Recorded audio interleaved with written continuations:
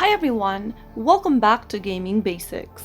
In today's episode, I'm gonna be showing you how to download Data Wing application on your Android phone. So without wasting much of our time, let's dive into the video. First of all, open your Play Store. In the search box appearing at the top, type in Data Wing and search. Look for this application and tap on the install button to begin downloading the app. Data Wing is a neon racing adventure game which is available for both Android and iOS users. Soon after the application is downloaded and installed, tap on the play button to launch open Data Wing on Android phone. So that is how it can be easily done. If you found the video to be helpful, go ahead and give us a thumbs up. Don't forget to subscribe to our channel by hitting the subscribe button.